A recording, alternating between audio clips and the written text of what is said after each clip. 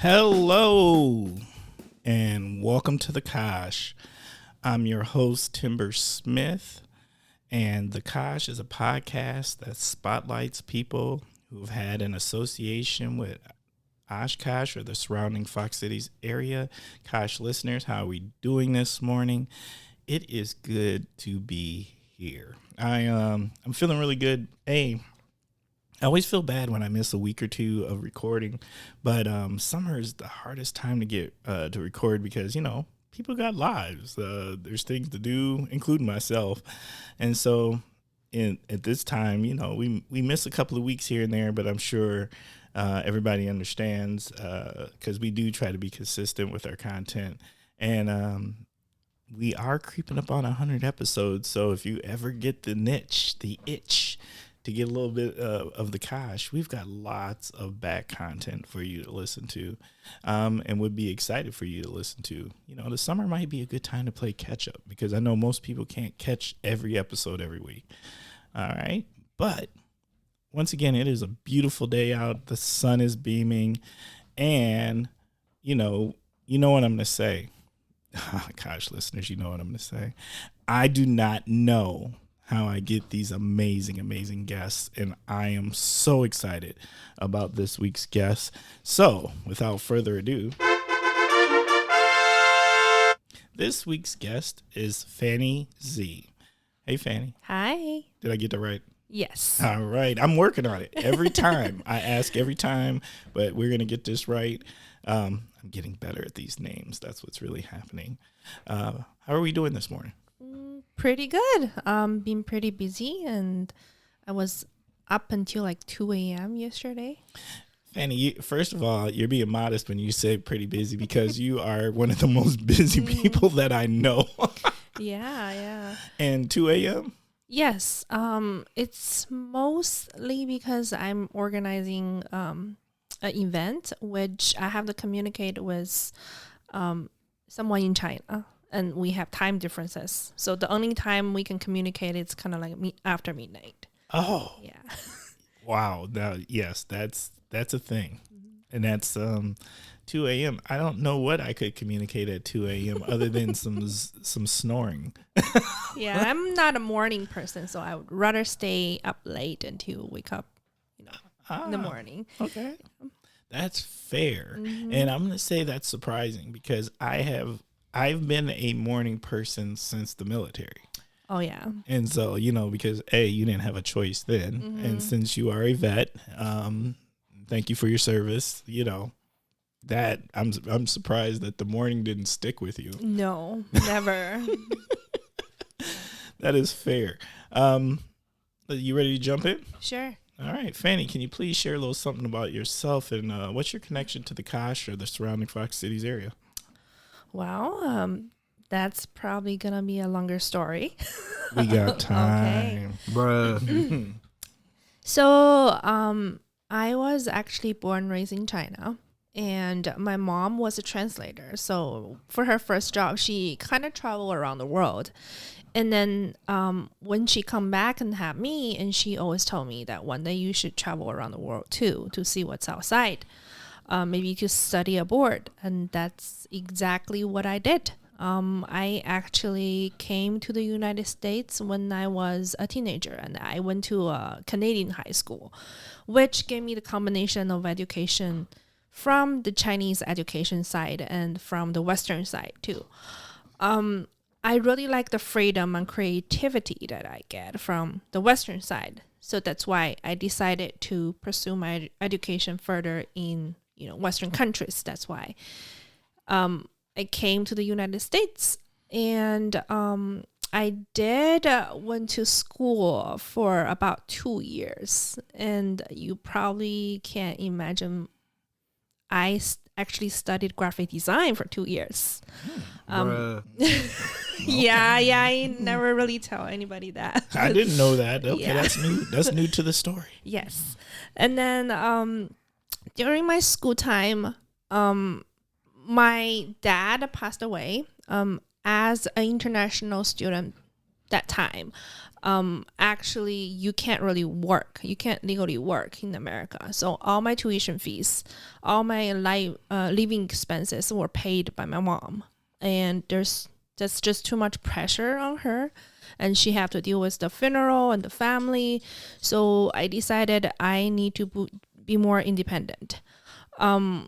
So I made a choice. It's not, I'll be honest, it's not for some glory reasons that I actually signed up for being a soldier in the United States Army. I signed up as a reserve. From all the jobs that I can pick from, there's something called my eye. It's called mental health specialist.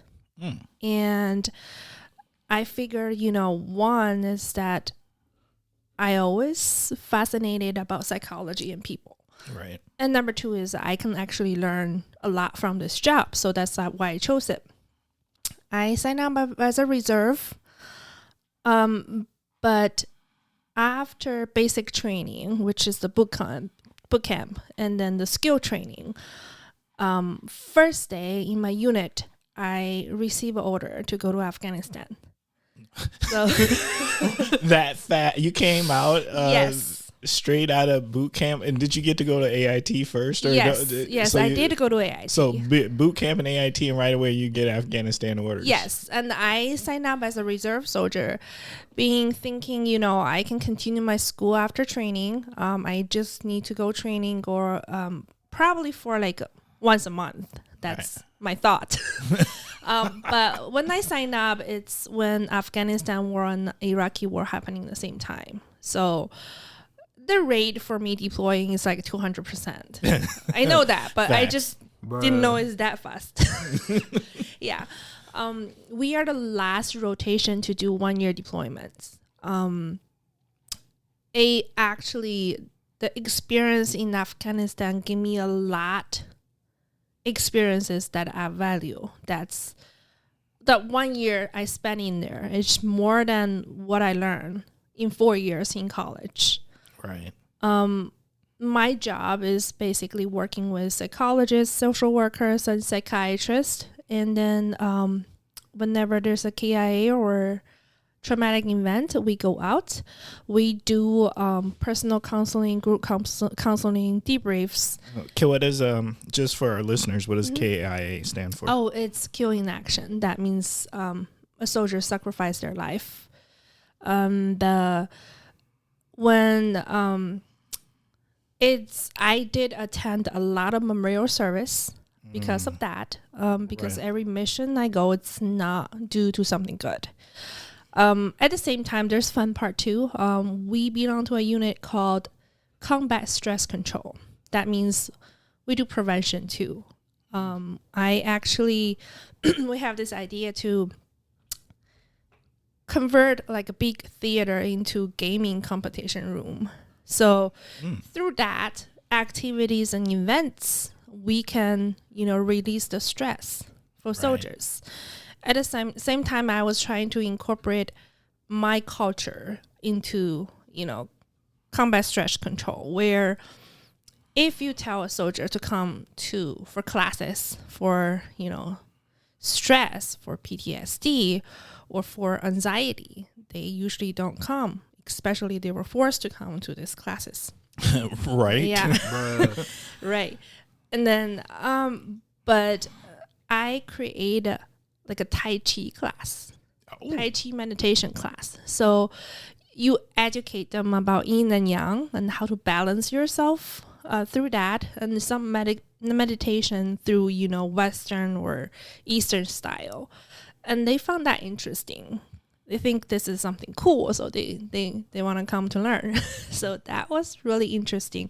And probably at that time, it gave me the idea of being creative can really attract people to something they think is boring but useful.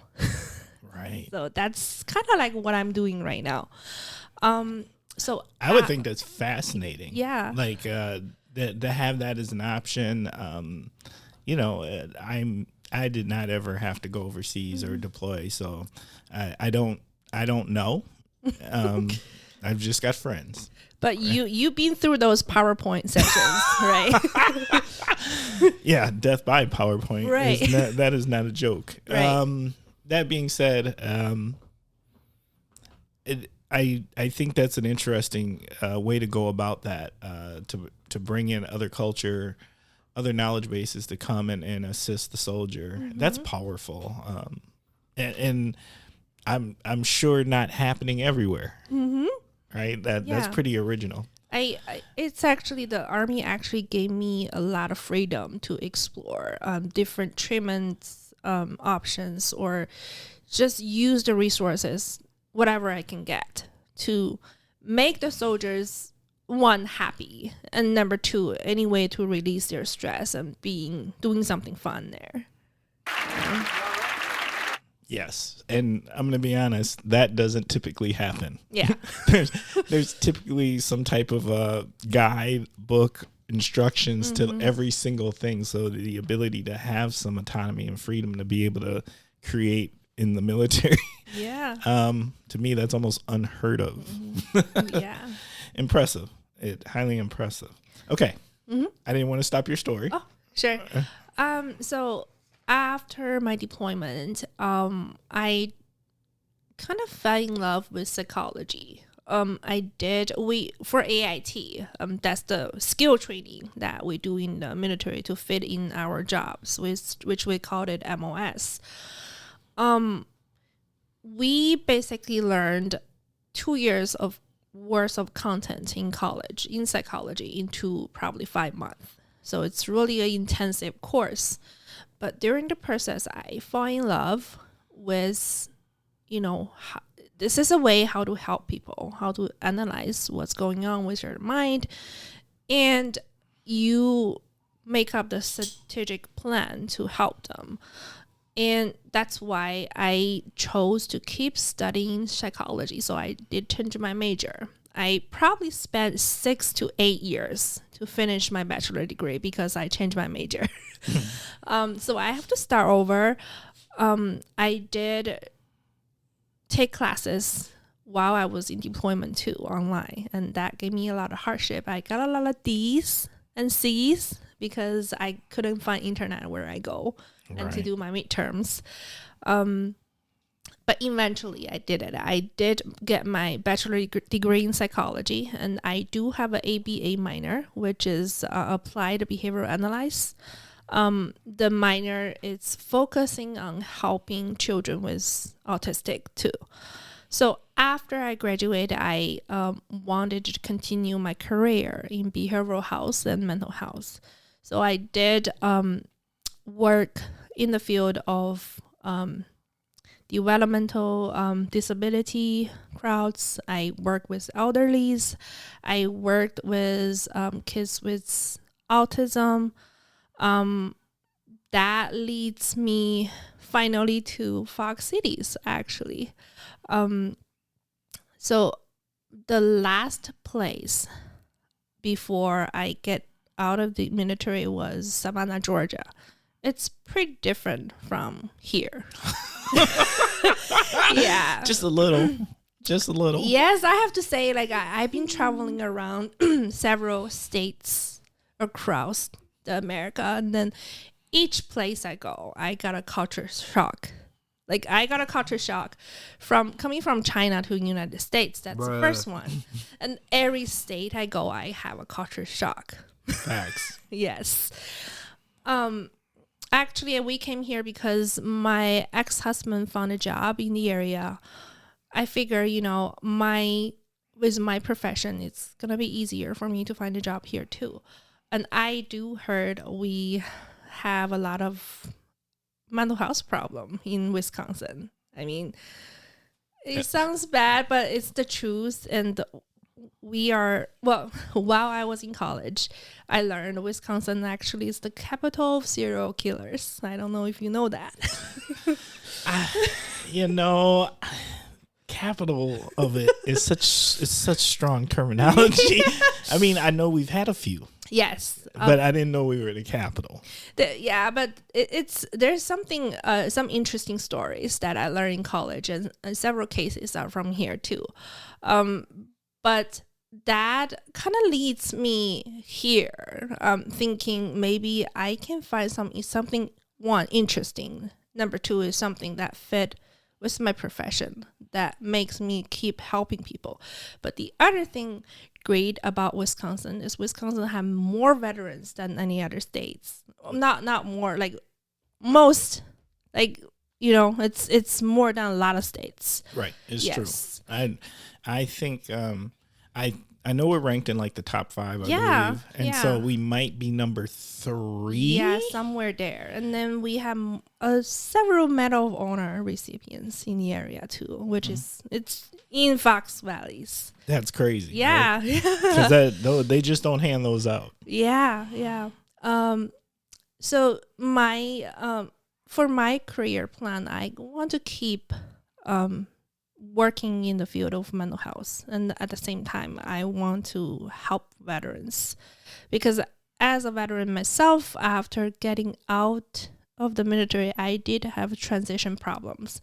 I did have mental health problems, and I kind of have to figure out those problems myself, because it's not, the resources not there. There's resources, but sometimes it just, I don't feel the connection with the resource I'm seeking help from, because I don't think it's a match for me, and I kind of have to figure out my own way to do it. That's why I want to keep helping veterans, especially when they're trying to change their career, they're moving, or they're transitioning from military to civilian lives. That's why I made another decision that I want to be a social worker. I did get my graduate degree in Master of Social Worker in UWGB. Through that program, it actually changed my perspective again. Okay. Yes. Through that program, I was aiming for clinical psychologist, clinical social worker, which means I will continue doing group and personal counselings more on that side, clinical side. But through my time studying, I feel like a lot of my classmates learn about culture, about diversity, about inclusion in books, but they're more just vocabularies for them. They don't really truly understand what is behind those words, behind those vocabularies, and they don't have the real life experiences. It's not their fault, because they grow up in the area, they have never experienced something like that, or their family is different from their client, and that's very common. So I kind of shift my career into not clinical psychology, but more toward DEI and advocating for minorities and marginalized groups. And that's lead me where I am right now, which I am a leader for a nonprofit organization. And that makes me want to make changes to the society, to this community, to make this community better. I think for me, it's working in a larger, broader level than individual counseling. And I feel like I can make more positive changes that way. That's why I chose the route right now. Right. Bruh. Yeah, my life course changes several times, and as you know, I am right now also a small business owner. So how does that come from? Yeah. During COVID time, I was working in the agency that helps autistic kids. But after COVID hit, it is just impossible to put masks on those children and continue the service and keep social distance.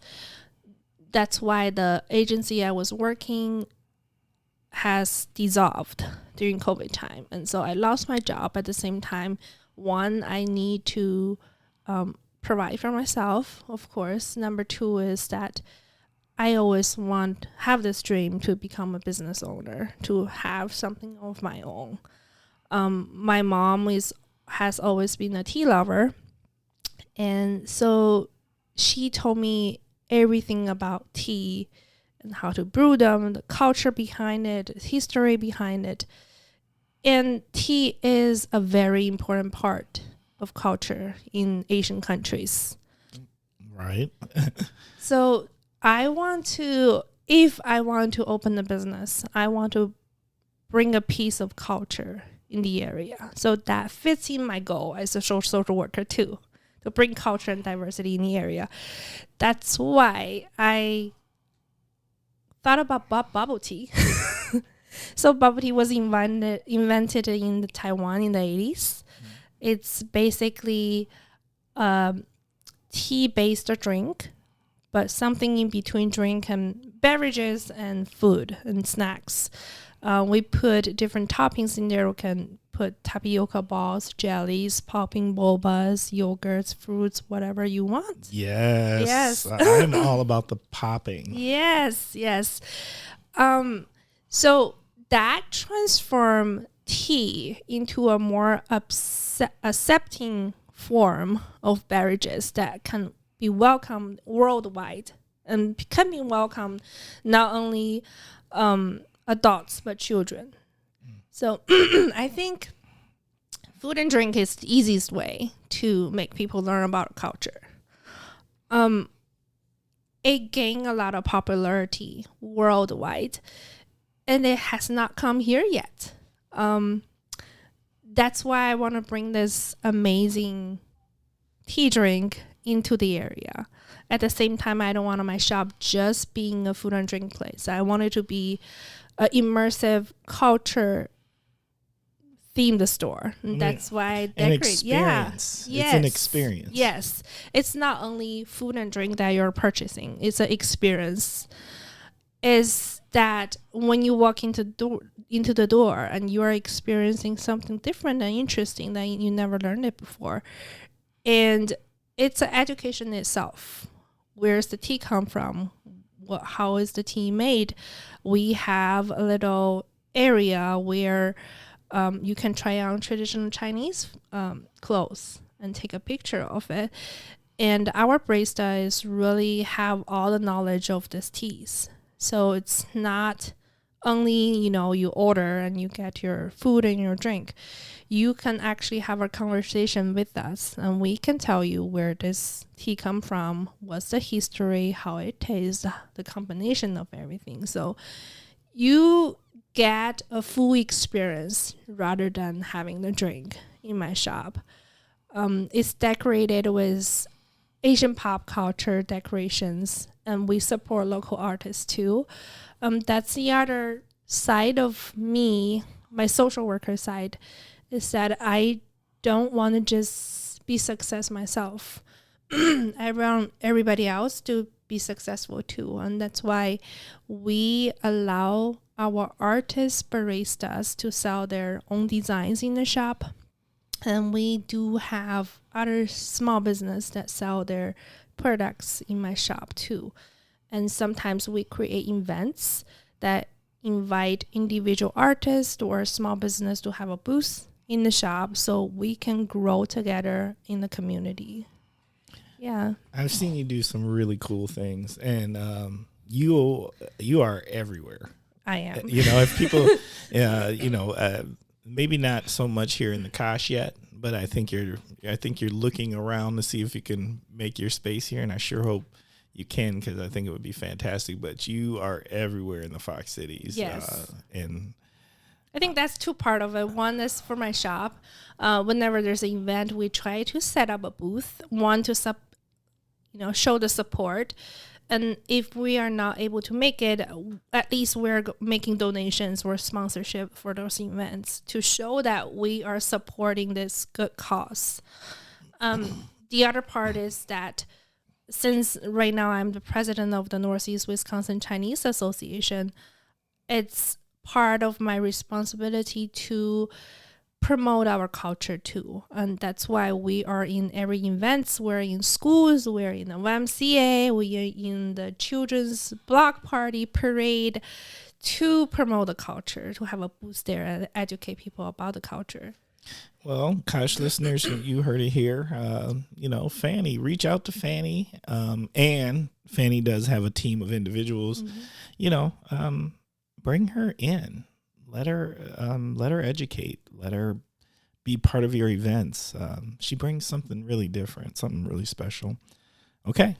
You ready to jump into the first segment? Sure, yes. First segment is called What in the World is Going On With? That's where you start with the phrase what in the world, and then you tell us what's on your mind.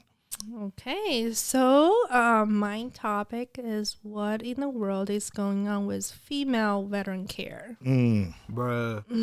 Facts. Yes. So just if you're not familiar with the data, I have some numbers that I write down for today that I can tell people about Vietnam era. We have about 50,000 female veterans. I would say that's not much, and usually their role are more in medical and in human resources.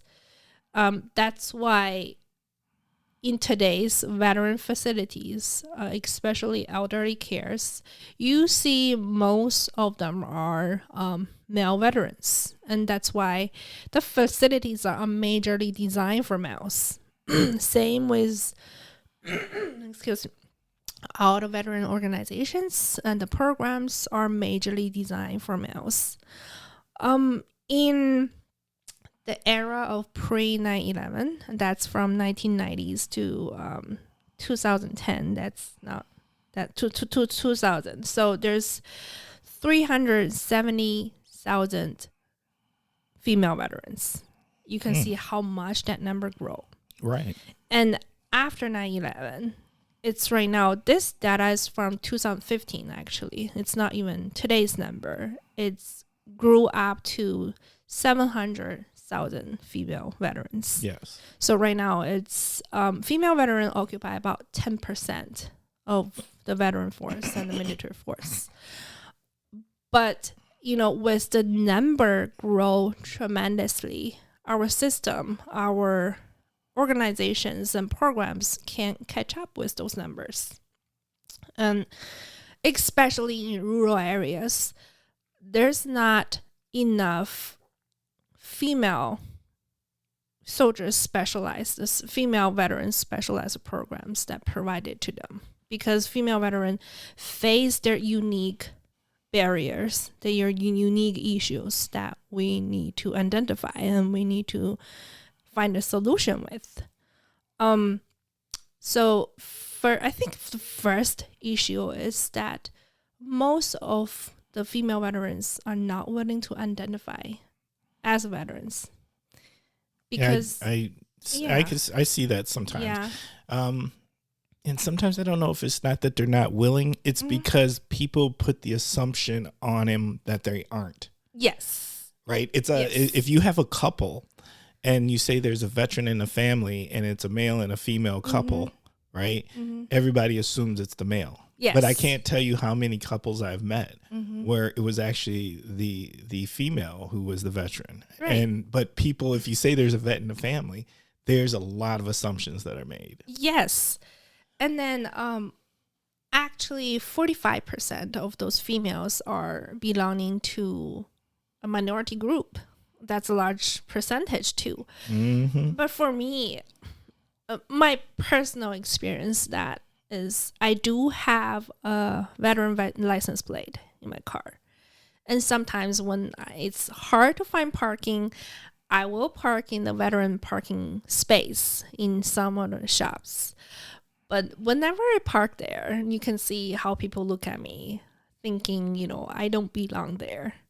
Because what I look doesn't represent what they think a veteran looks. Right. Yes. Bruh. And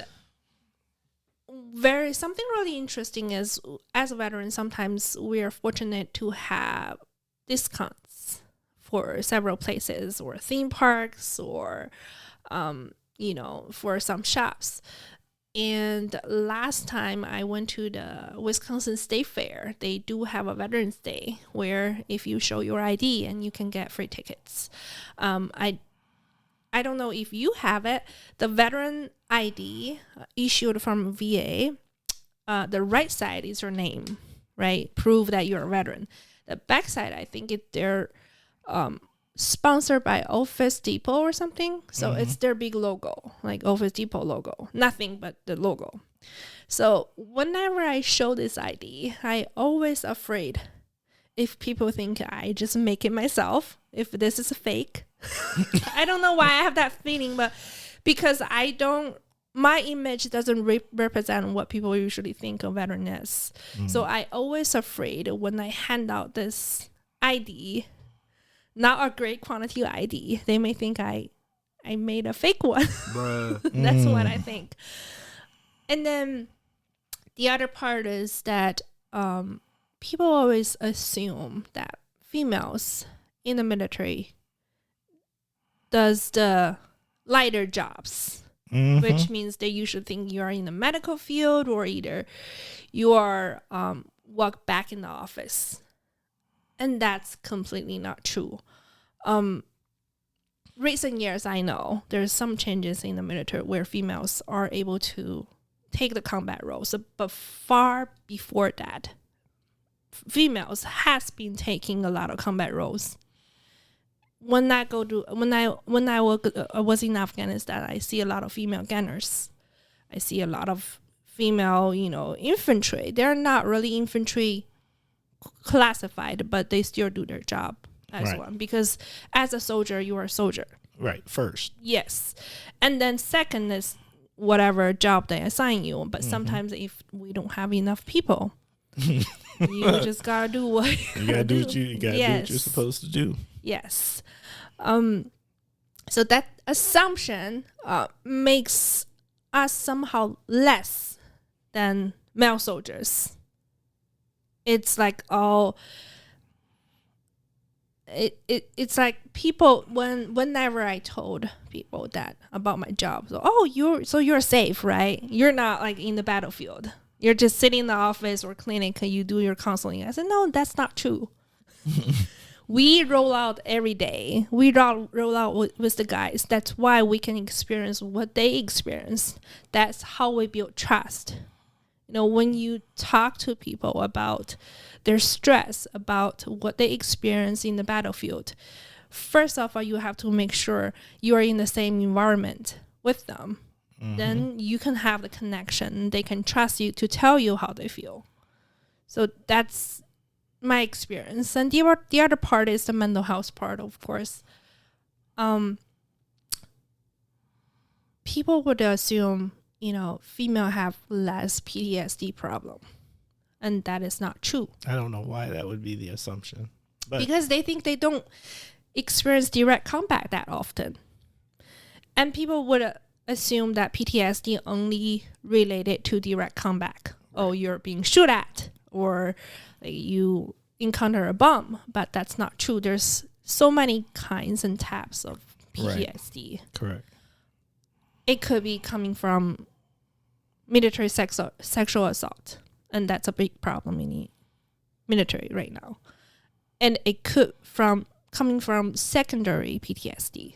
For example, I'll just say my experience, because my job, I have to I told you whenever there's a kill in action, we have to go out to do the group counseling or personal counseling. The first thing we do is called a debrief, which we talk about, we gather the people together, we talk about what happened, but at the same time, further processing the events, we want all the soldiers to talk about what they know about this person, how we can remember him or her, their fun stories, their personalities, your story with them, and something embarrassing related with them. So you kind of know this person from inside out when you do those counselings, but they're gone. And that for me, it's a depressing experience every time. Right. And then you have to go to their memorial services. It's every time you got the mission that you're going out, you know what's going to happen. You know this is going to happen all over to you again. And sorry. It's hard. That's fair. Yeah. More beyond fair. Yeah. So this is the secondary PTSD I'm talking about. Even though I'm not there when they experience that, but still hits me really hard. Facts. I feel that. Thank you. Yeah. Thank you for explaining that. Yes. Okay. Yeah. Well, I'm going to jump in. Mm-hmm. All right. What in the world is going on with is what in the world is going on with the Alabama Sweet Tea Party or the brawl on the bank or the fight that happened in Montgomery, Alabama. Gosh, listeners, let me just say this. I have so many feelings about it, and most of them are not negative ones. But except for the fact that why in the world would you feel so privileged to jump on this man doing his job? That's what I don't understand. I don't understand. Now, I'm going to take a moment to explain a few things to you. Now, the South, whether it's fair or unfair, I'm not going to say. Of course, I feel like most black people have a relationship in the South, or even though they may not live in the South, they've got family there in some type of capacity. And if they don't have any more, there was at one time. But I think there's rules to it. And one of the rules is this. Even though the South stereotypically is most people think it's like racist, I do think there's rules to the racism even. I think one of the rules is when it comes to older black people, don't mess with them. They done been there. Even the racists, I don't think mess with the old black people that much, because if you done got old and black in the South, you done lived through some things. And you don't do that. And that ship captain, he was like 64 years old. And all he was trying to do was get them to move their boat. And then you going to try to jump him. Well, we see how well that went. And so, without going too far into it, I don't understand why it had to happen, because you could have just moved your boat. Number two, why are you fighting this man who's trying to do his job? Now, I'm not going to lie. I spent about 2 days watching videos on this whole thing because I was absolutely fascinated by everything that happened. Everything from the man throwing his hat in the air and signaling for help unofficially to the young man that jumped into the water and swim and let the people in the U.S. know that they're that whole thing about black people not being able to swim. We can swim when we need to. If there is trouble, we will figure it out. We will swim if need be. There's plenty of black people in the Navy. Oh, yeah. I know there is. Yeah. But I'm not gonna lie. I know some of them in the Navy, and none of them like swimming. Oh, yeah. They don't like it, but they can. Yeah, that's right. They don't like it, but they can. And just everything that happened leading up to it, what I do appreciate about this narrative, this event that happened, is the fact that I love the fact that people came to his defense. I love the fact that there was camaraderie. They picked the wrong place, the wrong time, and the wrong one that day to do that too. But what I really appreciate more than anything about all the events around what happened with what is now being referenced as the Alabama Sweet Tea Party, the new official black holiday in the USA. What I appreciate about it is the fact that, like, no matter who it was, white, black, whoever it was, at the end of the day, the response was pretty much consistently the same. And that response was, they was wrong. And they had that coming. And that was it. And they didn't try to make excuses. I mean, of course, there's a few people who were like, I don't understand. No. Most people was just like, you shouldn't have jumped on that man. He was just doing his job. You should have moved your boat. That was dumb. Y'all got it. Now, the other thing I'm really happy about, because this is what makes this possible for this to be looked at in what I will call not a negative light. I won't go as far as to say a positive light, but there is a positive light to it. Is that no one's got seriously hurt. Like that there wasn't a scenario where weapons were drawn or anything like this. This was the way things should be done. Old school, brawl it out. A couple people going to get hit in the mouth. Things happen. And that's how it went down. And that was that. You know, I'm glad no one got seriously hurt.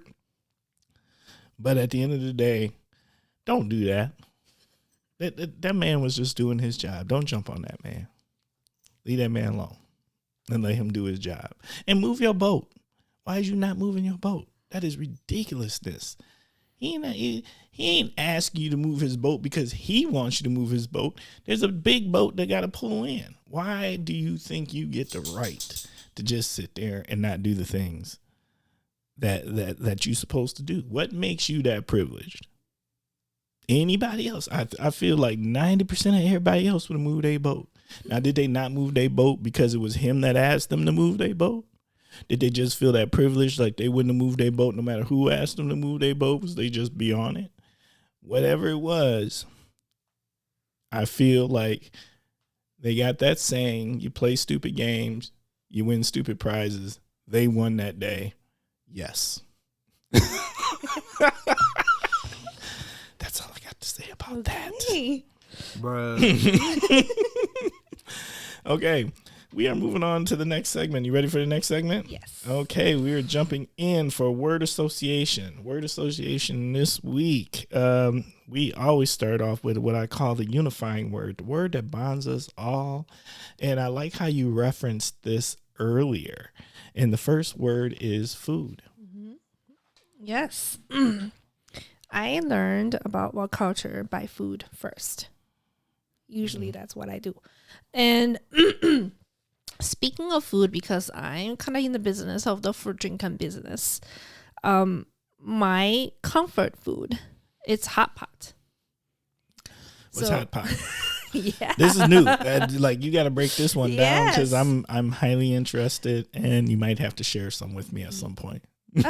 Yes. Hot pot.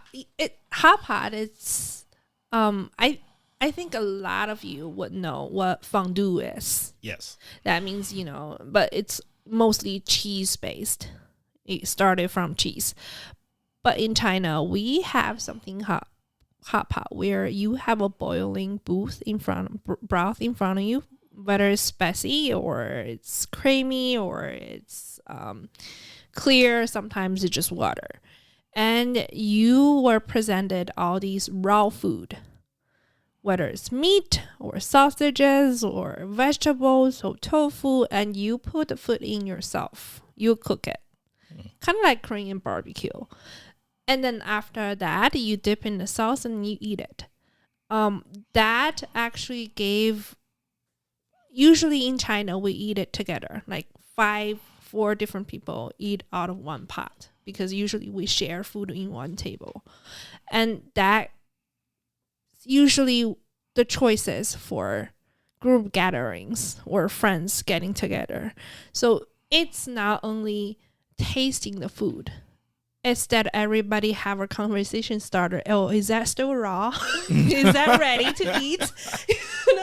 And do you want me to put this in for you? Is that good? It's a great conversation starter, and it's unite everybody on the table. That you're sharing something together, and you make the effort to cook this cuisine yourself. Not somebody prepare it for you, because in Western world we usually eat our food in individual plates. Like in restaurants, you order your own entree, and they bring your plate with it. Sometimes you share it, you know. But it's not the norm. Yes, but the Eastern norm is like we order this big, huge thing in the center of the table. Everybody sharing it. Everybody put effort to cook it and to test it. Oh, this is still raw. Don't eat it yet. So yeah, it's a really fun experience. Okay. Hot pot. Yes, hot pot. I'm in. And I don't know when the hot pot is going to occur, but if there is a hot pot that does occur, I want in, Fanni. Yes, you'll be eating. Okay, I'll be eating. Facts. Yes. Cocktail or beer? This is interesting. I want to talk about cocktails. So first off, the cocktail I always order whenever I go is Bloody Mary, because you can see from the bubble tea business that I really like the combination of food and drink together. Oh, okay. So Bloody Mary have a little bit of food on top. And then it's got a whole salad. Yes. A lot of bars even have a full meal on top of it. And they have their special edition of the Bloody Mary. And interesting enough is Bloody Mary is the first cocktail I learned that I can order, because this is a word that familiar to me because when I was little I heard about the story of Bloody Mary, so it stuck with me. But when I first came to the United States, I'm not in the age of drinking yet, so I have no idea what everything is. But after I turned 21, I have this trouble to order drink, because usually when you work, it's another culture shock. When you walk into the bar, they don't really have a menu for you. Right. No. Like what I do. Yeah. And then people just mentioning all these names, and then the easiest name I can remember is a Bloody Mary. So that's what I order. Like, I don't want to make a fool of myself asking, oh, what do you have? Like, give me a list of your drinks. Or even I walk into a bar, they have their specials. I just pick out of specials. Right. And still I have this trouble today. Whenever I go to a banquet or like an event, they have a cash bar. They don't usually have the menu. Right. No, because most people have a go-to drink. Right. That they kind of go to. Right. But I never get the memo of that list that I can choose from at the beginning with. So I don't know what to order. That's fair. Yeah. That's fair. Okay. No, you know what? I've never thought about that. Yeah. From that standpoint, I love when we have guests who are not necessarily who are immigrants to the country, because there is a thing about that. There's so many things we make assumptions about, or it's just the way it is. And then when someone sits back and tells you this is what it feels like, if I'm walking into a bar and I have no idea like what I drink or what to drink, that would be highly intimidating, because there's like 100 bottles sitting up there, and you don't know what to mix it with. Like, you kind of learn your drink over time. You know what I mean? You figure it out. That would be, I could see that. Yeah. You know how scary it is to walk into a Subway when I came over here? No. You have to remember all those vegetable and cheese names. Bruh. Yes. Yeah. Because I think that's true. What do they have, like 4 or 5 different cheeses? Yeah. What kind of bread? What do you mean? So you're thinking choice is a good thing, but not always. And then the language barrier. You right. know, maybe I don't know what cucumber is. I just know that big green thing over there. I want that. I don't want to say I want that. Yeah. Subway. All right. I'm telling you, the Kosh, we learn something new all the time. Concert. I have to say I've never been to a concert. No? No. Okay. Yeah. I think before, when I was in my 20s, I was not really familiar with American style of music. I do listen to them, but it's not like, I don't love it enough to go to a concert, to pay for the money and travel to go to a concert. And the money is serious sometimes. Yes. And then now I do have them. Maybe I can afford some of them. So only some of them, not the Taylor Swift. Not the Taylor Swift. I don't know. I don't know many people that can afford that, and even if you pay for it, you might not can afford it. Yeah. Now I probably don't have the time to do that, so I never been to a concert. Yeah. Okay. Yeah. We might have to work on that. Yeah. You should go to at least one of the free concerts in the park, like they have. Yeah, I've been to Miles of Music and stuff like that, but Okay. not like concert. Not a concert. Yeah. Okay, that's fair. Streaming. Okay. So I've been watching last night Silo I from don't know that Appleton. one. You don't know that one? Don't know that one. Do you play game? A little bit? Yeah. So it is a setting, it's a science fiction where everybody lives underground. There's like 100 something levels of people. Oh. There's hierarchies where people in control. There's sheriff, but they were told the outside world is really dangerous. You cannot go out, whether it's poisonous air or it's after apocalypse. You cannot go out. You have to follow all the rules in the silo. So all the residents live it's a small society where all the rich and all the people have power residing in the top levels. And the deeper it goes down, the lower level you are. Like the miners and all the people doing, like keep the silo running, actually going to the lower levels. All the people give directions, sitting in the office, actually residing in the upper part, which it's similar to a lot of societies in the outside world. Yeah. Yes. There's some symbolism going on. Yes, there, right? definitely.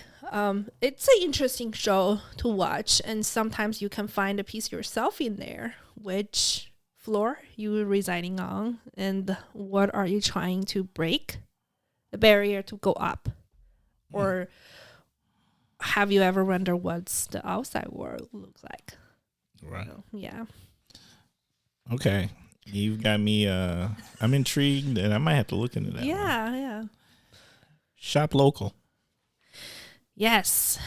I'm a local business owner, so definitely shop local. I think Fox cities are great with those, especially in downtown areas. I don't see a lot of big franchise or big corporations, but rather small business, especially in all the downtown areas. So you can find a variety of coffee shops, boutique stores, and that's what I love to do whenever I go to a town. I go to their main street and I explore the small shops that represent their, locals, and you can find something that you cannot find somewhere else. I do have recommendation, and I do have a friend it's our neighbor actually.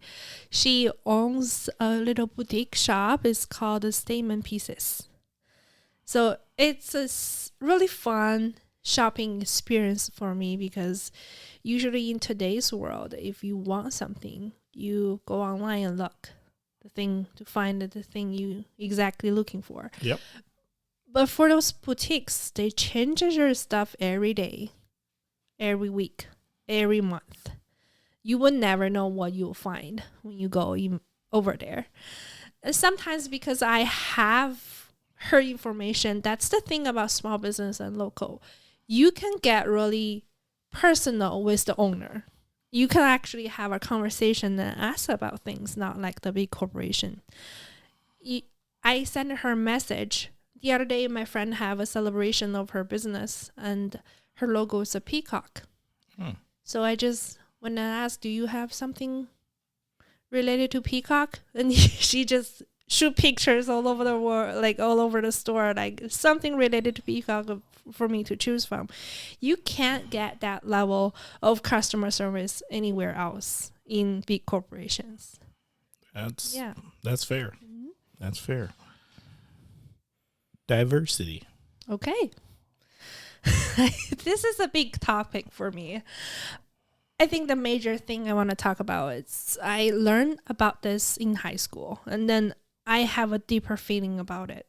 The difference from the mosaic culture and the melting pot. And I know for me and a lot of second generation and third generation immigrants, because they desire to be blending in with everybody else, they abandoned or they gave up their cultural heritage. They want to be same with everybody else because they can be more acceptable. And that's melting pot, that everybody want to be the same thing, to blend in, make sure, I'm not standing out. I can fit in with the community. An example I heard a lot from second generation immigrants is that when they were in middle school or elementary school, they bring lunches to school. Right. And they have their special, Chinese food their mom cook. But it looks strange and weird for other students. Mm-hmm. And they will laugh at her. But actually it's delicious. It's great. It's authentic cuisine. But they laugh at her because she's being different. And the food looks weird or it smells weird. Yes. That's another one I've heard. And then I have experienced that before too, when I bring lunch to workspaces. And then people will judge what I bring. Sometimes they ask questions, what that is? But sometimes they will, that smells really weird. Like your food smell occupy the whole, lunchroom. You shouldn't do that. And then that's when you think, I shouldn't do that anymore.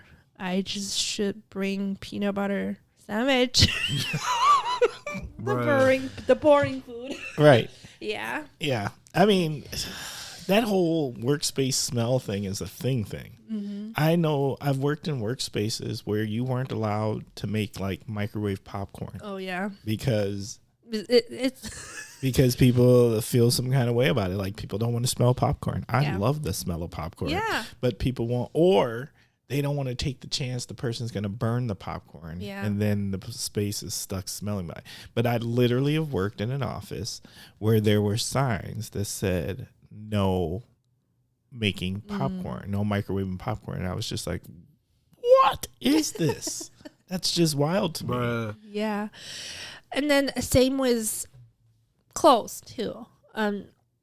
Every culture have their traditional, most culture have their traditional clothes, but the second generation not necessarily very proud of it. They want to wear the same sweatshirt everybody have, the same hoodie everybody have. Just be normal. Normal is the word like they use.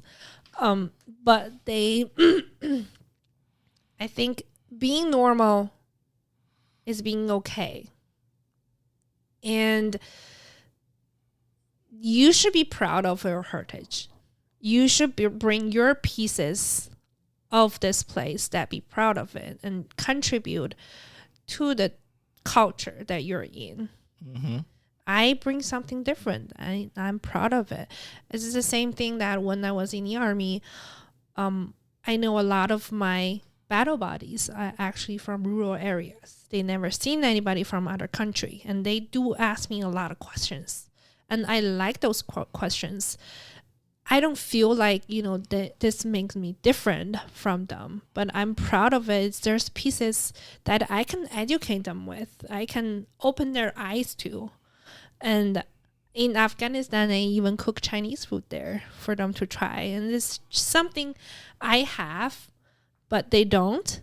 And then I offer them to it. So it's just an amazing experience to be able have the courage to have that, the sense of proud to bring your culture into, your crowd. Do you think that changes with maturity? I mean, because we started at a point of talking about when you're younger, Right. right? And you might be second generation, and you want to be. I'm doing air quotes. Normal, right? Yes. Does that understanding that my original culture is normal also come to you later on, and then is there an opportunity for is there a change in you that says I think so. It does change through age and experience, but sometimes it's more related to the experience. If you have bad experience, showcasing your culture into others, and it may discourage you keep doing it. You Right. just want to back to normal, that we say. So, not standing out and become, jump into that melting pot. So we're the same. right? So I can be more acceptable. I can make more friend. Yeah. Yeah. I think that the funny thing is, I think that happens even when you're from here. Yeah. That is true. That is true. Like, I just think the want, maybe the social need of acceptance. Yes. Is like, I just think it's part of all of us. Part of all of our stories. That is true. Resources. Yeah, there's several resources I want to say. First of all, of course, our organization, NEWCA, Northeast Wisconsin Chinese Association, we offer a lot of services. And first of all, that we service the local Asian Americans and the immigrants, and then whoever have language barriers or transition barriers to move to this area. We can do small things like interpretations to help you to communicate with your daughter, with a lawyer, with government, with all the agencies you want to communicate with. And we can give you the resources that locally available for minority immigrants and people experiencing hardships. And at the same time, we can just do as small as, introduce you to a great coffee shop in the area, a good Chinese food place, and where you get your groceries. Aside from that we are aimed to promote our culture and bring diversity in the area, which means we have amazing dance groups like dragon dance, lion dance. We have a cultural promotion group where we go to schools and we go to events to set up a booth to educate people about arts and culture of Chinese Americans. And sometimes we bring food too, of course. How about that? And then we do organize our own events, like such as the New Year party, and sometimes we have the Mid-Autumn Festival, food festival. We do a lot of food related festival. Yeah, that's what brings people in. It is what brings people in, and I don't know about you, but those are the best festivals.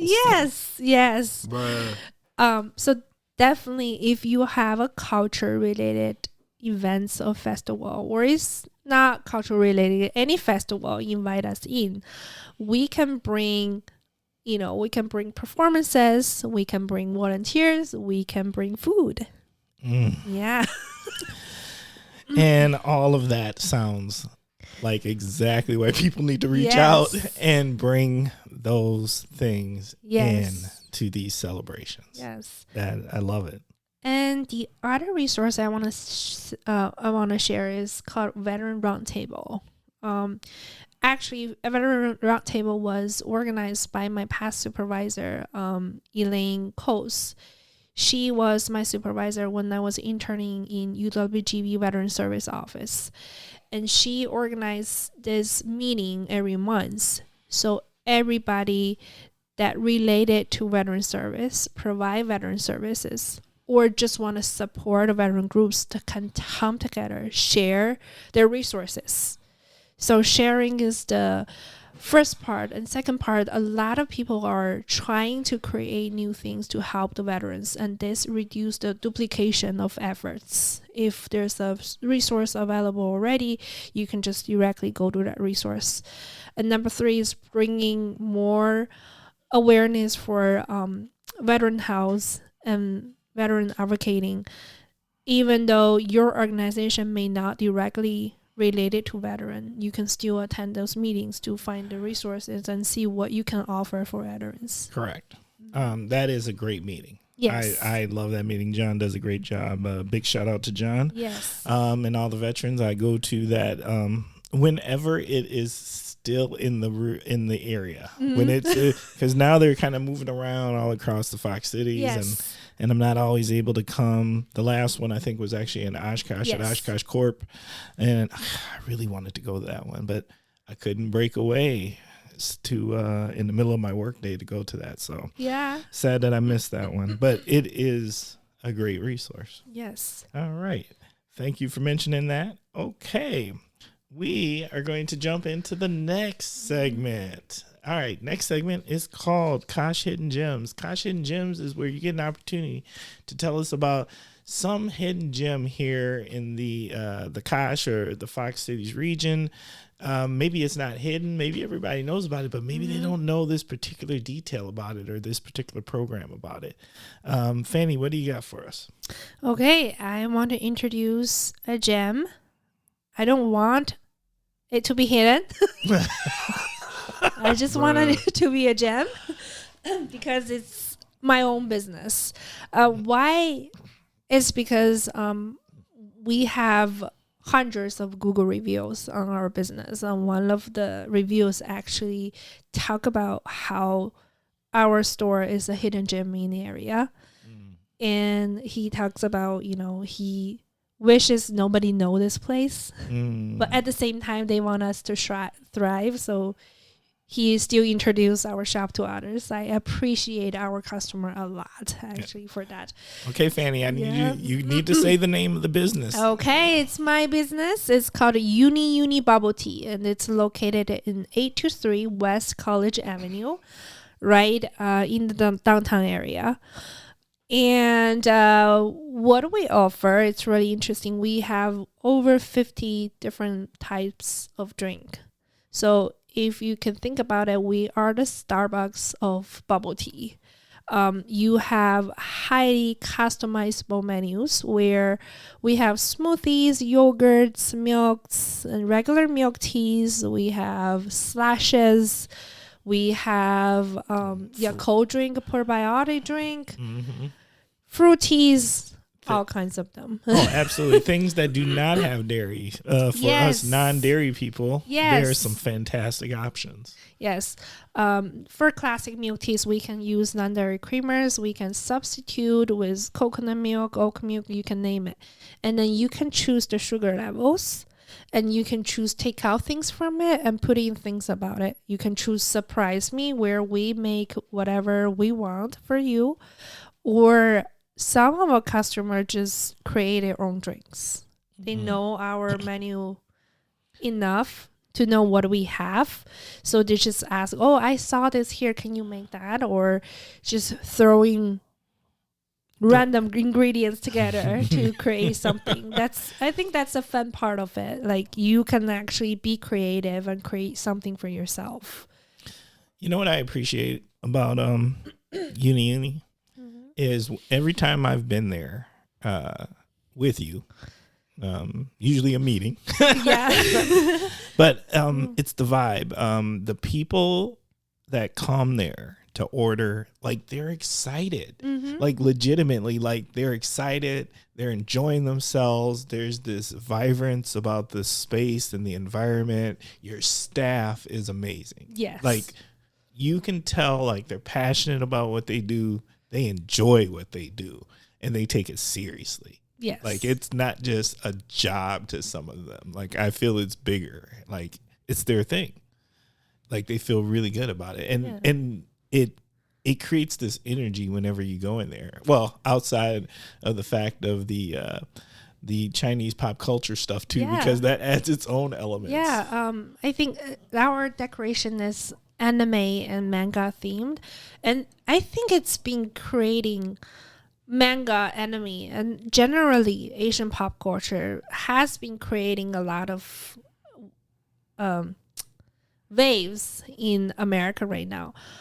We do have several Comic Cons and anime cons, things related to that in the area. I've heard that those participants has doubled or tripled from past few years because it's gained more popularity in the States. Oh yeah. Yeah. And then, right now K-pop culture is crazy.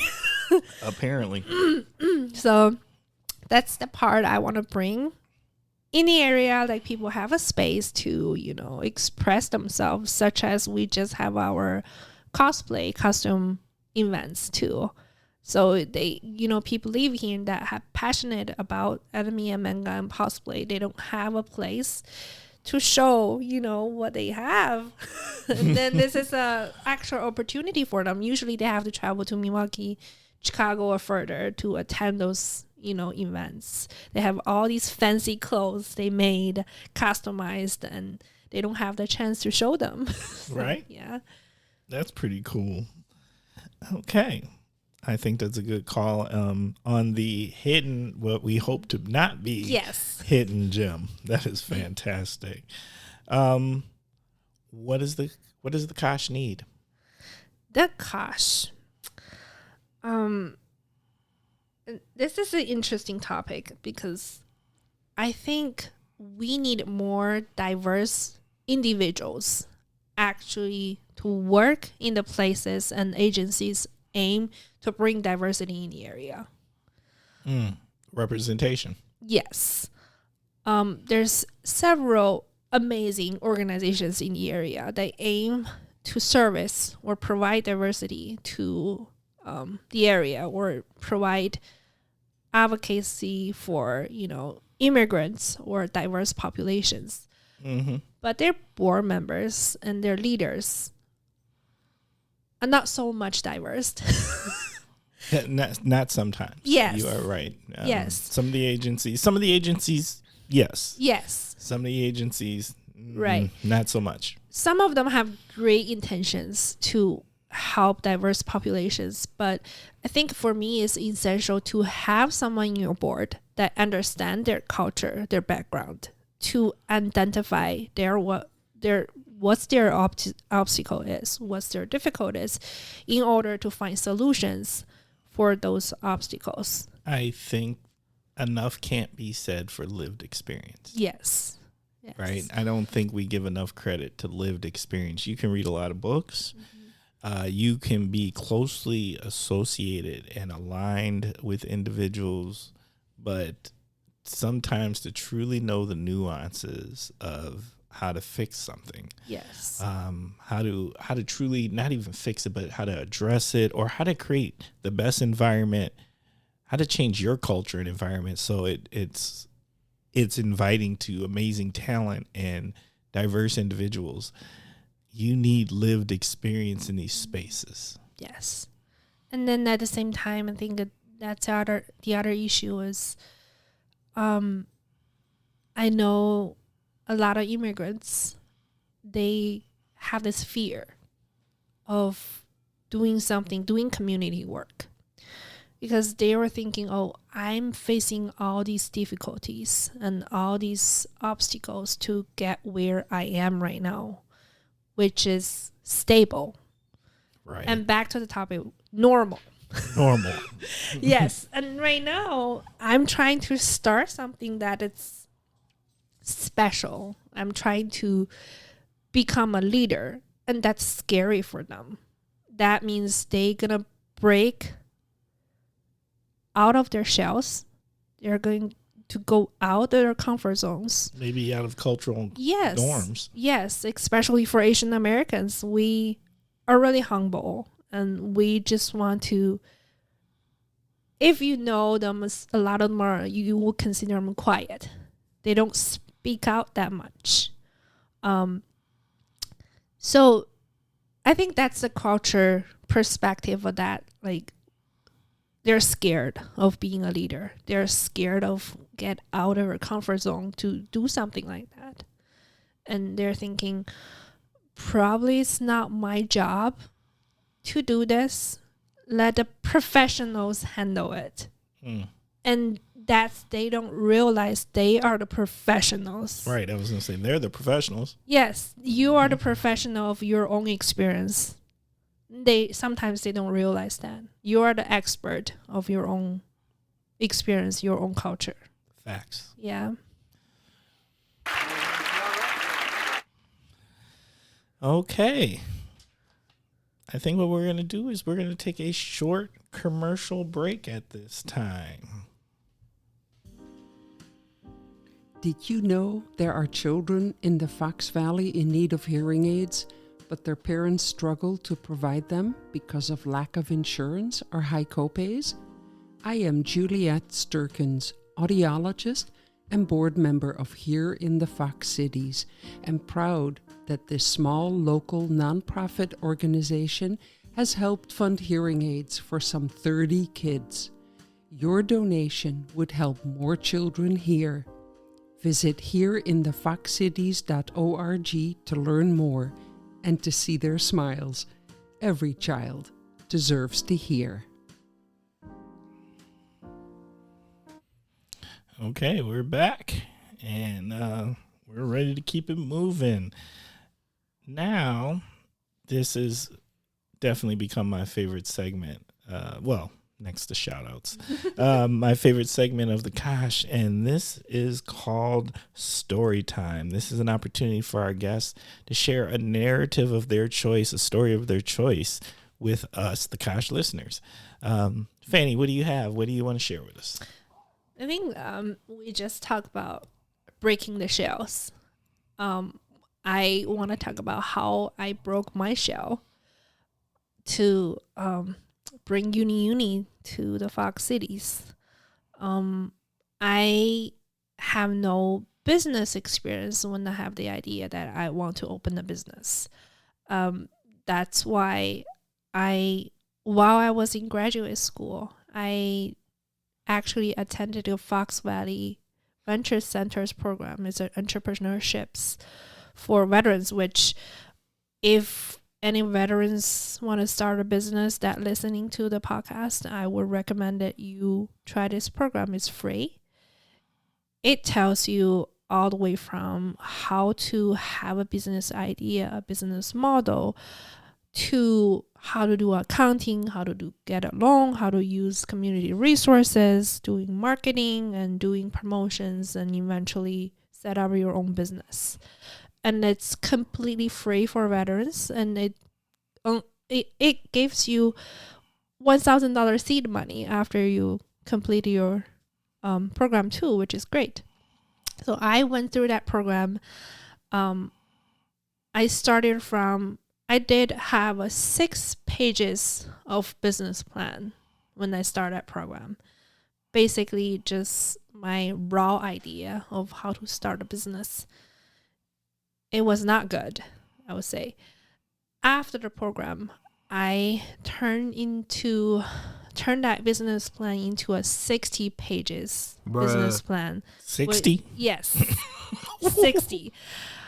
All the way from, what is my business model, what my product is, how do I set up the price, all the way to 3 to 5 years financial projection. So it looks professional.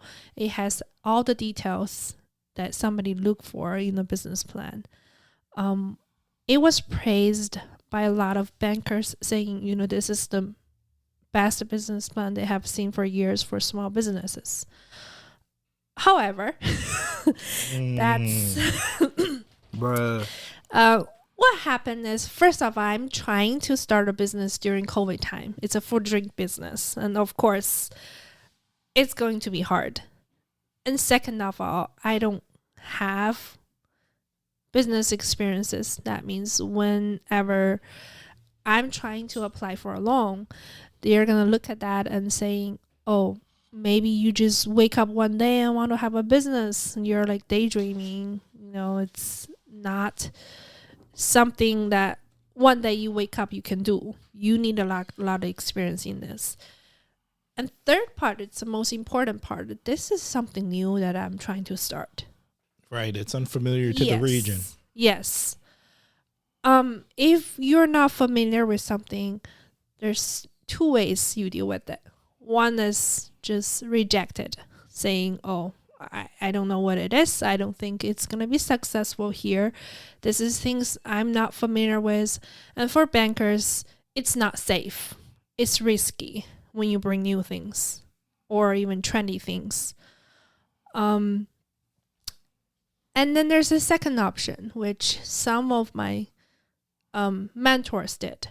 There's the older gentleman that helped me from the SCORE, which is an organization help business entrepreneurs for free, mentorship program. He have no idea what bubble tea is. The first thing he did is Google it. And he trying to learn what it is. And then he come to me, hey, tell me about your idea. And I did encounter other business consultations. When they talk about it, they did a brief search and saying, oh, this is just another coffee shop. We have too many coffee shops. You're not going to make money. Just give up. I heard a lot of those. And then when I applied for the loan, of course, I did reach out to 10 different banks for my loan. And I was rejected by all of them, actually. Yeah, either they're thinking, oh, you have a great business plan, but you don't have collateral, you don't have experience, and we're not familiar with what it is. And then a lot of people trying to tell me to give up. And a lot of people tell me, you should start small. Maybe you can just work with a bar or coffee shop, try to introduce the drinks to them, and then just occupy or rent a small space from them. But I told them that's not my business idea. I want to be a space where people can experience the culture. That will, that way I'm only offering the drink, not the other part in my business plan. And I think I faced a lot of those difficulties because I'm an immigrant. And I think it's the important getaway is that a lot of people don't realize you face some special obstacles when you are an immigrant and trying to start a business here. Number one is that usually people usually choose the safer way to do business, which means there's a template already. And right. You just go with the template. You don't want to start something creative, new, and risky. And the other part is the capital. Number one is the money capital, that right. we don't have access to capital as easy as someone local grow up here. And number two is the connection capital. We don't know as many people as, someone grow up here. And sometimes we're not familiar with the culture. We don't know how to negotiate with other people, and there's language barriers that it's a risk that we can't express our business idea accurately in second languages. And then the other part is, if you imagine some family just move here from another country, they won't have a credit score. And that's, yeah. Right. And credit score here is everything. Yeah. And it doesn't matter how much money you have. You don't have a credit. If you don't have credit, you can get a loan. Right. You can't even buy a house. Mm-hmm. It doesn't matter how much experience you have. Doesn't matter. You don't have a credit score. So that's a lot of people don't realize the obstacle that immigrants facing when they're trying to get a home, that we have special difficulties we have to face to start a business. And same with me. And then that's the other thing that I want to talk about, that as an immigrant, I think right now there's a lot of resources available in the community. And I know sometimes we're scared. We get a lot of rejections. But if you're persistent, if you have a solid business solid business model, if you educate yourself, there's going to be a silver lining. And never afraid and never give up. A lot of people told me to give up. I did not. Eventually, I have an organization called WWBIC actually reach out to me. I think you have their CEO in one of the episodes. Yes, we've had Wendy she's as I like to refer to him, a Kosh alumni. Yeah. Yeah. So their organization actually reached out to me. They have loan officers who are familiar with what bubble tea is. And he's familiar with the Asian culture too. So he actually reached out to me saying, oh, I think you have a great business model. Let's work on this. And he actually helped me to come up and prepare for a whole presentation to the committee, the loan committee, because my loan is larger than the loans they usually give out. Mm-hmm. I have to face all their top committees and to do a scary presentation. But when the time I saw this committee, I immediately release a lot of anxieties because I see faces, diverse faces. I see people from different background, different colors, different age groups. I just suddenly comfortable to tell my story, to tell my business model, because I think they will understand me. They will understand me, my difficulties. They will understand where I come from and why my business is going to be successful in the area. Eventually, they were impressed with what I have to present, and they gave me the loan. And they has been keeping supporting me since I got a loan. It's a relationship. It's not only just give you the money and be gone. No, yeah. They have supported. I feel like you have become a spokesperson for WWBIC. Yes. I think that's the lesson, that if you want something and you get out there and ask. And last week, it was the governor's reception, the annual reception, and we were able to provide desserts in the Capitol building. And that's a big marketing pieces for us to put on our social media. All because I asked. If you don't ask, you will never get it. If you ask, you get a rejection, no problem. Nobody gets hurt or anything. No is just a no. Yeah, no is just a no. If you are in sales, you know that no is just one of the hurdles onto the way to yes. Yes, it's just no for now. Right. That's just the first no. Yeah. I don't get serious until about the fifth no. Yes.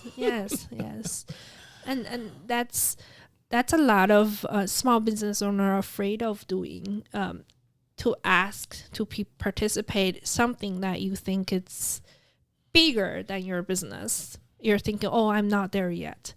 Or they only hire, big corporations or big business. That's not true.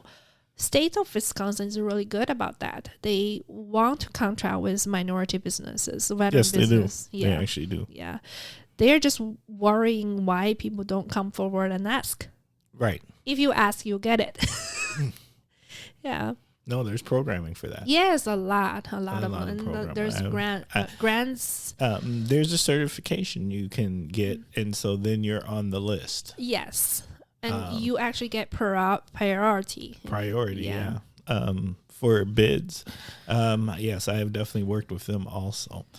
So I want to go back real quick and ask a question. So as you went to all these other financial resources, banks, did everybody look the same? Who you were meeting with to have these meetings with? Similar. Yeah. And I mean, I'm just being real. Like, usually, well, I would say all males, and then elder male, mm-hmm. white. Mm-hmm. Yeah, usually that's the image. And then, yeah. And there's nothing wrong with that, but it does limit what I think is an experience base is what I want to say. To be and to maybe see the shiny gem of an opportunity in something like a bobo tea establishment in the region. Yeah, actually, the person who gave me inspiration for, keep going to push my business ideas and make it happen, is the past owner of Who Hat. You know Who Hat, right? Mm-hmm. Yeah, he was an engineer. The owner was an engineer, and then he same at me when they have this idea of opening restaurants, and it happens to be something new, Mongolia barbecue, which kind of like a self-serving buffet style. Yeah, you create your own. Yeah, we have a Who Hat here in Oshkosh. Yes. There's more than 7 now. I think it actually started around Fox Valleys when he's trying to have his first restaurants. He wanted a store in downtown Appleton. Actually, a lot of landlords refused to rent it to him, to lease to him, because they think you're not going to be successful. Maybe this is a burger place or pizza place. Yes, but I don't know what is going on with this you're doing. So they did not lease them their property. And you know what? Right now, there's probably more than 10 different Who Hats. Yes, Who Hats in the area. Mm-hmm. So it's people afraid of changes, afraid of new things coming in, and that's a process that people are afraid of the things that aren't familiar. Yes. Facts. Yeah, but my store seems doing okay. Like a lot of people addicted. You get pretty good patronage from what I have seen. Not that I know, but I mean from what I've seen every time I've ever walked by, been in there or anything as such. But you also do these amazing community outreach things. Like I remember seeing a post one time where you put an entire cooler of boba tea outside for our first responders, for the police and for the fire department, and like. They put it on their social media and they were like, thank you. It blew up. Actually. It blew up. Yes. Like, I mean, that post went crazy. It's a better investment than any advertisement or commercials. It just, a cooler bubble tea for me, it's not much, but it's a lot for them.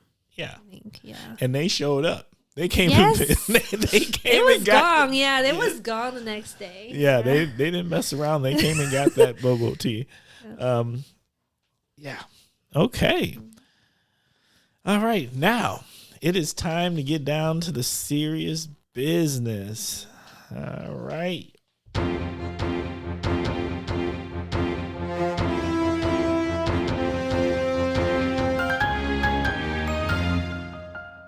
Every time it makes me happy.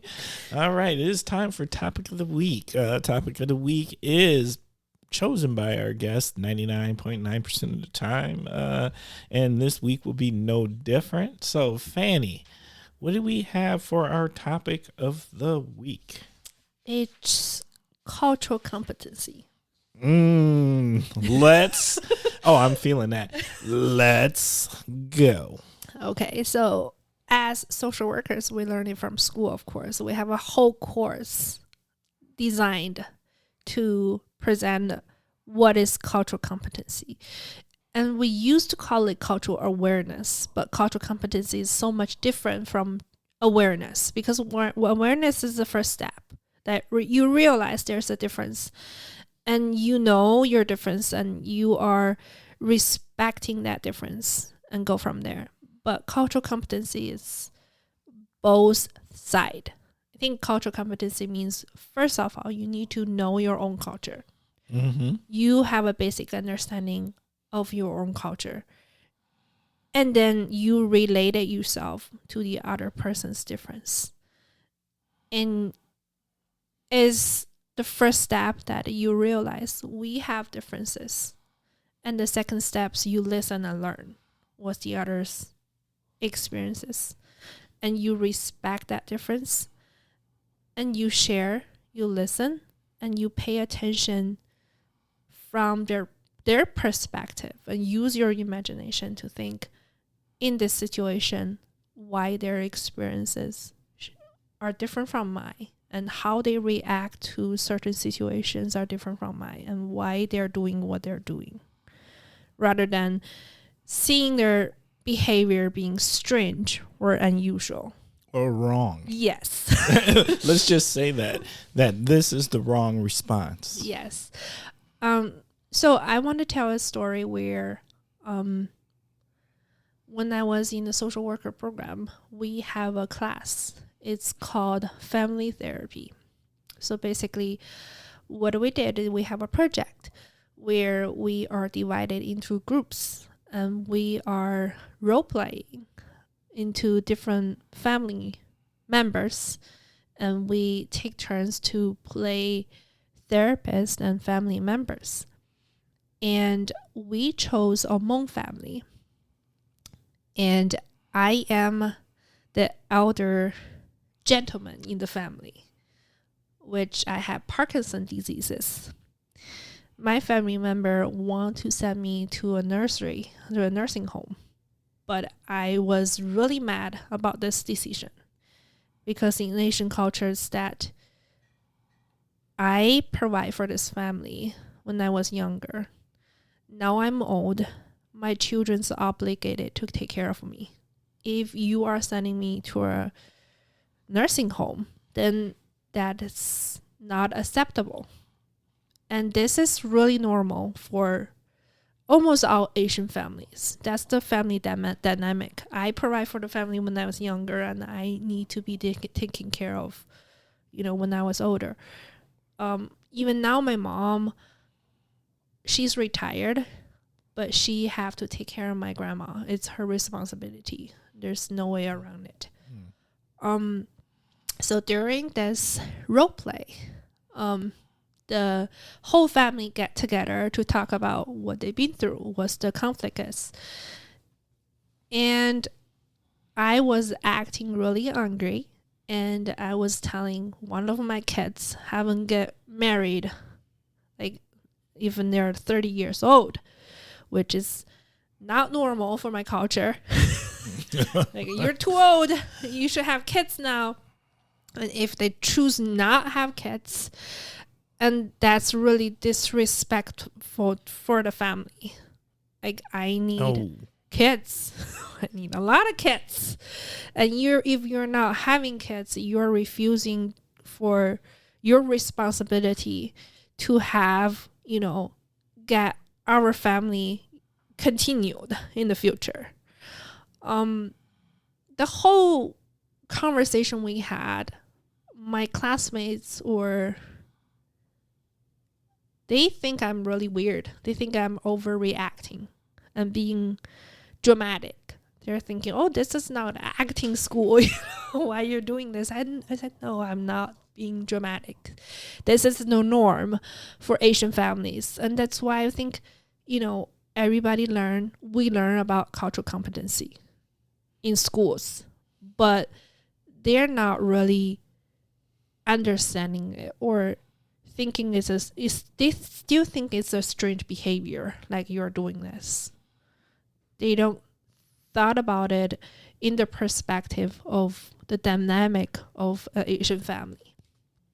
So I think it's important. At the same time is that for my own experience, when I come back from Afghanistan, I did experience some mental health problems. So I did go to a social worker that I was assigned to.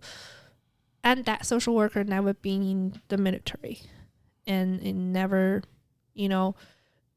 don't know my culture. So I don't feel the connection. I don't feel that he understands what I've been through. Right. So culture is not only ethnic or countries. It could be different groups. Like, I was in the army and he was not. And he doesn't understand the military culture. Mm-hmm.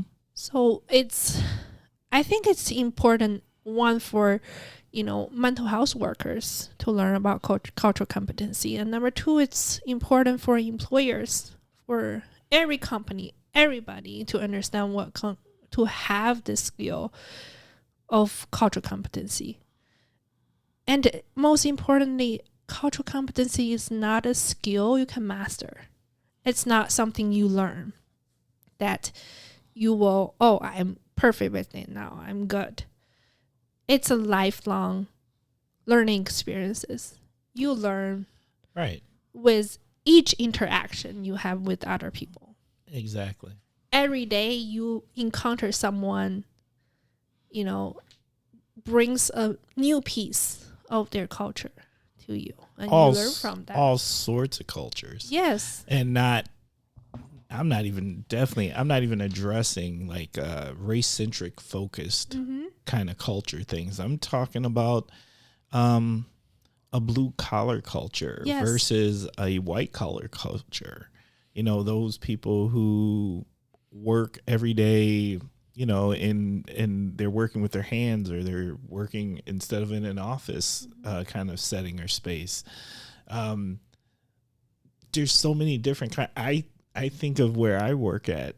Each department has a different culture, right? Yes. And those cultures, we're all on the same team, and we're all working towards a goal of serving the public at a high level, and to provide great service and to do what we're supposed to do. But there are distinct cultural differences in the departments just because of the type of work. The people that are typically work in these types of professions have, stereotypically, because I hate making broad general statements, but they might have a certain slant of a personality type, like IT. Yeah. IT has a supposed stereotypical personality type, right? Yes. And IT has its own culture within a department. So, yeah. And then each culture have their own languages. We're not even talking about, English versus Chinese languages. No. There's military languages. There's your office languages. Right. You know how many acronyms you threw out during this episode? Yes. Because, the military is full of acronyms. You was throwing them acronyms out. Yes. And sometimes we don't realize that. Like, we're so familiar with them, and we just assume everybody knows about that. That's the other important part, is to share, to the willingness of share your own culture, to explain people your differences and what you have. And same with, if cultural competency, it's not just one way. You explain your culture to me. I explain my culture to you, why I understand or couldn't understand you. Can you tell me more about this? I know you can see, the listener can see that I have this red strings on my hand. My past professor in UWGB, she's Hmong. We come from similar Asian cultures, but she's like, what's this red string you have on your hand? I've seen that in other Chinese people's hands too, what they represent. And I think that's a great question, because nobody ever asked me that, because they're afraid, would this offend you? Or is this showing me, I don't have knowledge of your culture? But that's not true. I like people to ask me those questions, what it is. So what it is like, in China, we have 12 zodiacs, right? Each year there's a zodiac. If your zodiac matches the year, your self-zodiac matches the year of the zodiac, then you're fighting with that, God or whatever animal there, and you have to wear something red on you to give you good luck. Ah. So yeah. And so if you see some people have like a right string or something, that means their birth year matches the zodiac year that year. It's their year. Okay. Yes. I actually kind of understand what you're saying. Yeah. Not only that, I think I might know the social worker you're talking about. Yeah. I'm just going to go ahead and give a shout out to Shane. Yes. So, all right. Okay. Yeah. Any last things you want to say about this subject matter, about cultural competency? I just think, people think cultural competency is just for social workers or big corporation or community leaders. It's not true. It's for everyone. Yeah. That's facts. All right. Kosh listeners, you know what this means. That means we're starting to wrap up, wind down. We're getting towards the end here.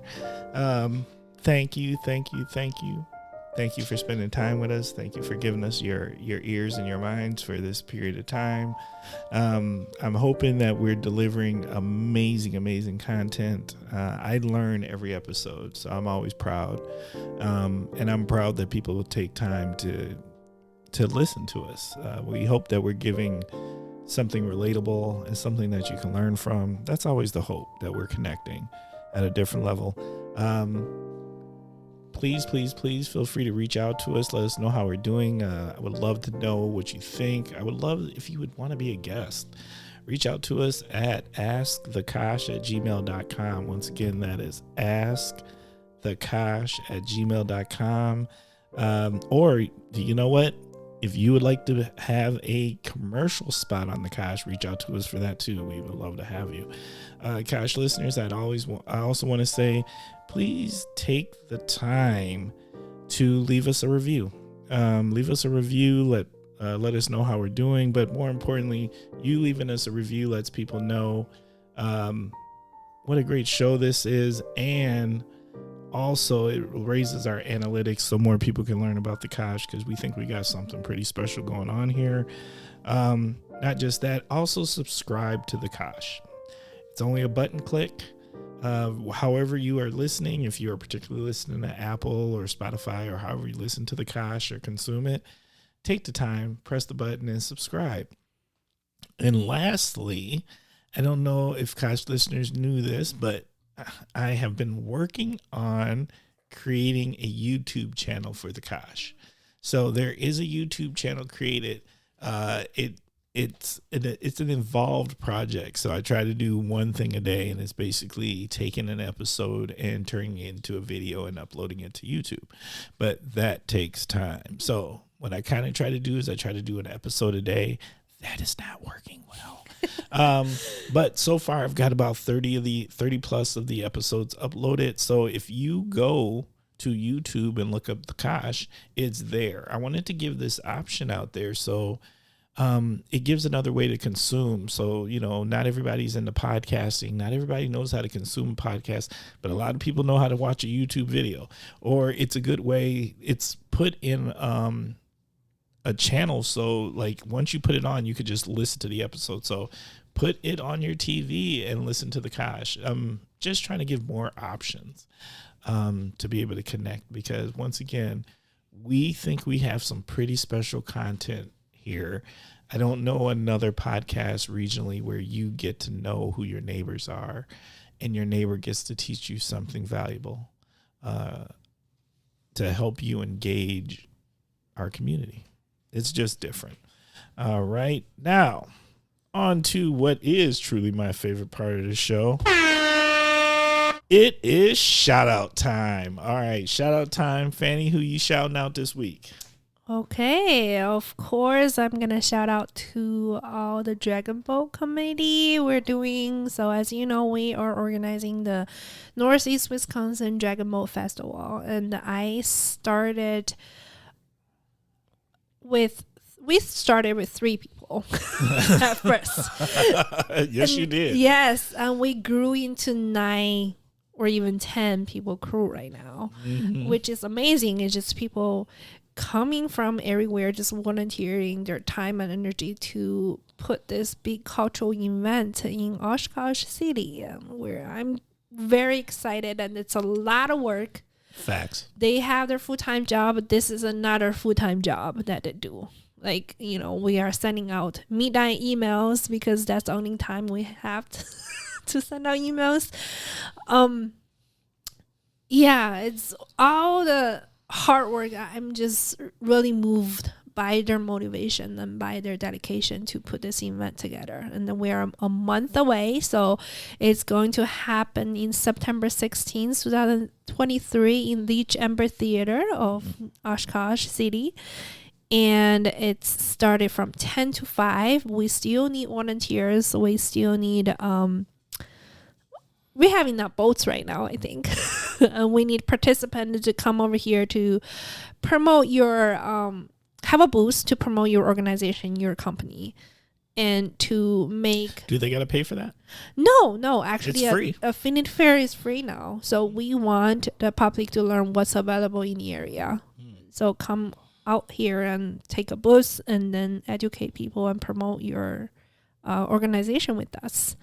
I want to give another shout out to Timber Smith. Because he actually encouraged me to have the idea to organize the Dragonboat Festival. Yes.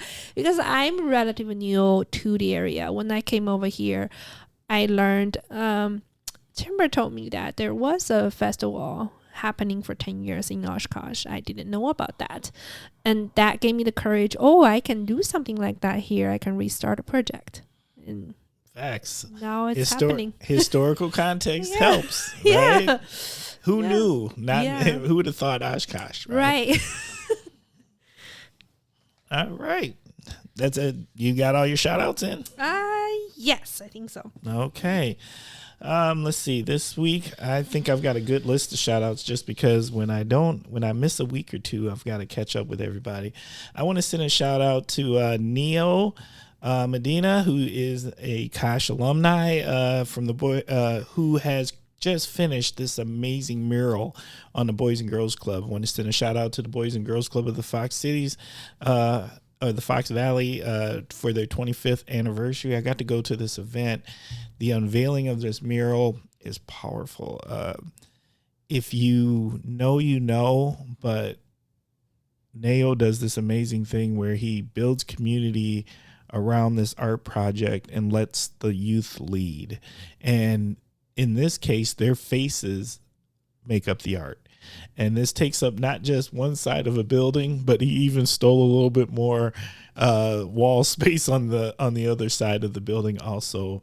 But it's community building through art, and it doesn't get better than this. And I can't think, it's such a powerful platform of creating a space where people feel like they belong. And if you want to truly have long-term unity in your community, create that base with your youth. And that is exactly what he's doing in the Fox Cities region. So big shout out to Neo and all the young men and women and all the community members who came out and were part of painting the mural, which also included me. I got an opportunity to get out there. I want to send a special shout out to Oliver Zerno. He is the director of the Building for Kids. Just having great conversations with him, making moves. He is so engaged and knows the community so well and is always doing things to make the community a better space. So just big shout out there. Big shout out to African Heritage for their back to school event. African Heritage just is always on point. They do amazing work. Big shout out to Anthony Miller, the new Diversity, Equity, and Inclusion Coordinator or Director for the Oshkosh School District. There's an event where he's going to be at today, and I'm going to go make sure that I go say hello to him. The work is long and hard, and that's what I'm going to say. Want to send a big shout out to my fraternity, Alpha Phi Alpha Fraternity Incorporated, for those who are going to be on our Dragonboat team. We have formed a Dragonboat team. And yes, we are going to be about that life. I don't know how well we're going to do. Some of us are a little bit worried about things called joints and shoulders and whatnots. But we're going to power through. We're not coming in here thinking we're going to win anything, but we are going to show up and support. So big shout out to Alpha Phi Alpha's Dragonboat team. Shout out to Lona over at Chicago House of Hoagies. Congratulations on your 1 year anniversary. It was an amazing event. I definitely got to have. Go check it out and have 2 of those hoagies. Yes, crazy yummy. To Mila Music. Wow. That's all I'm going to say. Wow. I lost my mind with Mila Music. I went to about 6, 7, 8 shows, 2 shows on a bus. And like the quality of performer you get and it's free is astounding. Like there were numerous shows I went to where I literally had goosebumps because it was that good. Like this wasn't some practice. These were top-notch performers putting their best out there and truly connecting. It was powerful on a lot of different ways. And last but not least, I want to send a special shout out to UW, to my UW Oshkosh brothers and sisters who are working there. There's tough times going on at the university. UWO is always home for me. That's my old team, still my team as far as I'm concerned. If you need me, I'm here. But I also want to say to the community, don't sleep on UWO. It is like, this is a time UWO, I don't know if this statistic is still true, but UW Oshkosh is the second largest employer in Oshkosh. And if they are going through challenging times, that means the greater community could be affected also. So this greater community needs to step up. They have done so many great things for the community in the long term. They have educated not just our workforce, but our children who have gone out to do greater things, or maybe they stuck around here because of the education they got here. But nonetheless, it is a staple. It is a pillar of the community. And while they go through tough times, we here of the Kosh need to be there for them and to support them in all kinds of ways. As I look into, there's a lot of Titans around here. That's what I'm going to say. There's a lot of Titans around here. Okay.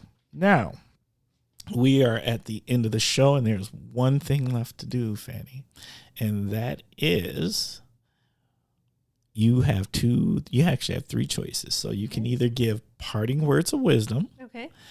Or you can do, what would yourself today tell your 12-year-old self? Okay. Or option C, like most multiple choice tests, all of the above. You can do both. So what would you like to do? I would just do the wisdom words. Okay. Yeah. I think we are really familiar with the phrase that usually used in the military culture, which pain is the weakness leaving the body. But that's for physical pain. So for mental pain, I want to say that the word of wisdom is tear, is weakness leaving the body. It's okay not to be okay, and it's okay to cry, and it's okay to get emotional and depressed while you encounter something you feel emotional about, and it doesn't show weakness. It's just your weakness leaving the body. I love that. That's fantastic. All right. Fanny, what you think? Good. Yes. You know what? It's the Kosh.